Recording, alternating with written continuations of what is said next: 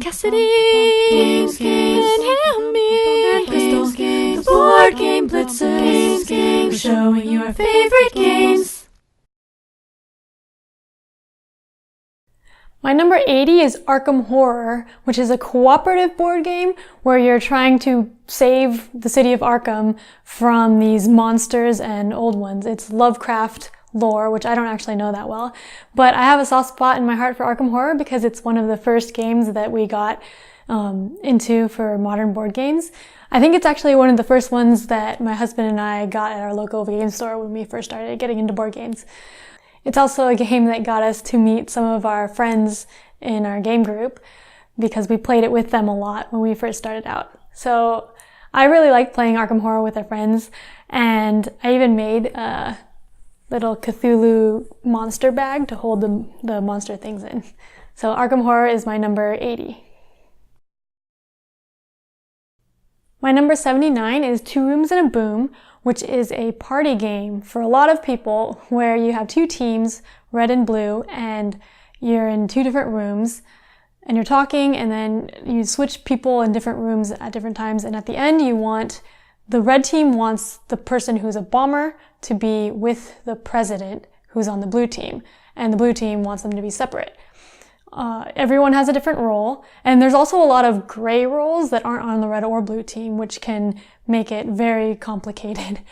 But it's also fun because no one knows what roles you are, but you can share either your full role or just what color you are, or you can just tell people things, and everyone has different powers depending on what role you are. And it's a lot of fun playing with a big group of people. We play with like 20 people. And that's Two Rooms and a Boom. My number 78 is Caverna, which is a game where you are building up a farm and going exploring with your workers, which are dwarves. So you put them on different places to do actions. There are a lot of different actions to do, and you can build up your farm, grow more plants, or you can get animals and have them breed, or you can go out questing and get a bunch of stuff from that, and you can build buildings. So I like doing that. I also like the little meeples and getting dogs, even though the dogs aren't that many points, but if you get a lot of dogs, you can get a lot of sheep. So I like playing Caverna, and that's my number 78. My number 77 is Magic Maze, which is a real-time cooperative game, which is one of my favorite genres of game, real-time cooperative. But Magic Maze, you're trying to steal items in a mall on a grid and get out of the mall. There's 4 different pawns, and everyone can move all of them, but each person can only move in one direction, and you can't talk during the game for most of it. And there's this do something pawn that you can put in front of someone to tell them that you want them to do something. So it's very frantic. There's a timer too, so it's like a 3-minute timer, I think. And you're like putting the do something pawn back and forth, trying to get someone to move something that you see that you want them to move, but then they don't realize it. So I really enjoy playing Magic Maze, and that's why it's my number 77. My number 76 is Winner's Circle, which is a horse racing betting game. It's really easy to play. Basically, there are different horses and you bet on them at the beginning, and then you roll dice on your turn, or roll a die, and each horse have a different movement for each symbol on the die. So you decide on your turn after you roll which horse to move. So you can either move the horse that you bet on well if you rolled a symbol that's good for that horse, or you could move a horse that you didn't bet on poorly if you rolled a symbol that is for that. So it's a really easy game, but it's really fun betting on the horses and hoping that yours comes out ahead, and you will bet with other people too so that you want them to help you get your horse ahead too. So that's Winner's Circle, my number 76. My number 75 is Level 7 Omega Protocol, which is a dungeon crawling game where there's one person playing as the overlord against a team of everyone else. What's really neat about it is when the main team does actions, they give these tokens to the overlord, and that person can use those to do more powerful things. So you don't want to do too much powerful things on your turn because you'll just give the overlord more things to be able to do. So you have to balance out what you're doing in order to complete the scenarios. And that's level 7, Omega Protocol, my number 75. My number 74 is Shh, which comes in this itty bitty box from the pack of games. It's a cooperative game where there's cards for each letter of the alphabet. The vowels are in the center and the consonants are in people's hands. So you're trying to spell out words by playing one card at a time, and you have to play in order. And if you can't make a word, then you lose.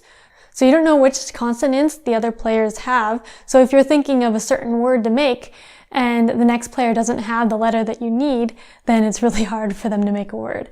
It's really fun trying to get all of the cards played, and it's a pretty quick, easy to learn cooperative game. And so that's why Shh is my number 74. My number 73 is The Gallerist, which is a game where you're working in an art gallery trying to get a bunch of paintings, and you get collections of them and then you can sell them for points. It's a worker placement game where you have one worker and you're moving around to the different areas, and it's really thematic. So one cool part of the game is that when your worker goes to a space and kicks out another worker who was there, then that worker can choose to do an action. So you get to do actions not only on your turn, but on other players' turns if they go on the space that you just went on, which is really neat. Also, it has like a bunch of little art pieces and an easel to put the art on, which I think looks really neat. And that's The Gallerist, my number 73. My number 72 is Werewords, which is a party game where it's basically like 20 questions, but with a werewolf trader.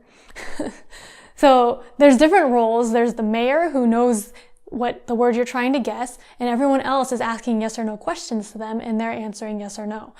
But there's also a werewolf who could be the mayor, and the werewolf wants everyone not to answer the question. So it's pretty interesting, like trying to figure out who the werewolf is, or if you're the werewolf trying to guide the questions the wrong way. And it's really fun when the mayor is the werewolf, because if you answer completely incorrectly, people will know, and if they guess who the werewolf is, then they win. But you can kind of answer things misleadingly, and the words are really hard to guess, so there are ways for questions to be interpreted badly. So I have a lot of fun playing Werewords, and that's why it's my number 72. My number 71 is Hunt for the Ring, which is based on Lord of the Rings, and it's a hidden movement game where there's one person playing as Frodo and the rest of the people are playing as the ringwraiths, trying to catch him. There's 2 stages to the game. In the first stage, the ringwraiths are trying to catch Frodo. In the second stage, Gandalf shows up and the Witch King, I think, shows up. So people get more powerful. And I think it's really fun. I like the first stage better because the player actually gets to control Frodo and move him to different places, and then the ringwraiths are going to different places trying to hunt for him and trying to deduce where he is based on the clues they get. So I have a lot of fun with that, just playing against the other players, trying to figure out where they would have gone. And as Frodo, trying to hide from them and trick them into thinking you went somewhere else. So that's why Hunt for the Ring is my number 71.